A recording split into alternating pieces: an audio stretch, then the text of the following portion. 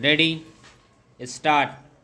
Mr. Vice Chairman, sir, I appreciate and welcome the various steps taken by the government so far to arrest the increasing trend in the prices of several commodities. At the same time, sir, I feel that I would be failure in my duty if I do not bring to the notice of the government the fact that the people at large are satisfied with the results. No one can dispute the fact that there is general discontent among all sections of the community. Sir, in the last two budgets, our finance minister granted a number of concessions to the various industries, but I wish to point out that none of these benefits were passed on to the consumers. Let us take the recent example. The tea planters of the country, particularly from the south, made a big hue and cry and got certain concessions from the government. But I do not think that led to any reduction in the price of tea available in the shops. Let us also take the example of edible oil. Sir, there is no justification for the increase in the price of edible oil, particularly when we take note of the point that a huge quantity of oil has been imported in the country, and also in view of the prevailing prices of oil seeds. Sir, the finance minister was good enough to invite suggestions from the members of this house. I would like to make one or two suggestions for this consideration. Sir, for a very long time, the organized sector of the employees in this country, to whichever political ideology they belong, have been demanding that all industrial establishments in the country should be compelled to open fair price shops and sell essential commodities to their workmen at subsidized prices. It is these salaried employees who are prepared to pay any price, sometimes demanded by traders, and as a result, the prices are shooting up. If at least this section of the community was supplied with essential goods at reasonable prices, it will work as a means of arresting further increase in prices.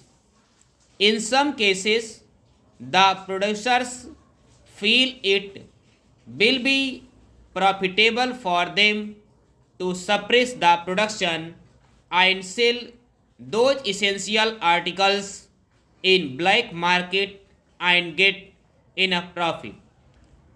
The producers should not be allowed to raise the prices unnecessarily where in a area there are short suppliers. There is also another point I would like to bring to the notice of the Honorable Minister. Sir, the exercise ins- inspectorate is not as effective as it should be. I am coming, sir, from an area where nearby there are large number of oil mills which produce oil, particularly groundnut oil. Almost all these oil mills are allowed to suppress their production by 30 to 40%, and all the suppressed production is sold in black market. If they are brought to the regular production list and regular market and regular sales, the pressure on oil prices may not be that much as we are having today. Sir, I would urge upon the government to continue to be vigilant and take further necessary steps to hold the price line. Before concluding, sir, I would like to appeal to all my colleagues, particularly those in the opposition, not to support any action which disrupts production, leading to shortage and consequently further increase in price. Far from helping the government in bringing down the prices before the by elections in the states for Lok Sabha, they were praying for increase in prices in the hope that this increase in prices will have an effect on the election results. The last by elections were fought more on the basis of the prices than ruling. But in spite of the increase in prices, our party candidates were returned to power. This does not mean that the people are satisfied with the prices that were prevailing. But in spite of their difficulties and in spite of the higher prices, the people of this country believed our leader and our party. They also believed in our capacity to hold the price line. They also believed that this can be done and controlled only by the government led by the Prime Minister and by no other person. At the same time, I would like to give a word of caution to my own leaders. The comparison with the other countries does not satisfy anybody. We cannot be compared with the developed countries where the inflation is higher. There is no other country in the world which is having half of its population under the poverty line.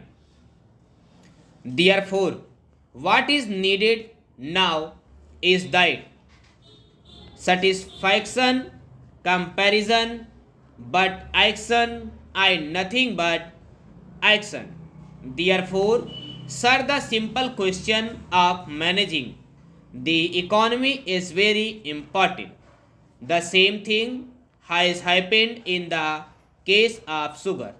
Even when the government had ample sugar stocks, they did not care to release the stocks to bring down the price when the sugar was selling at rupees 14 to 16 per kg.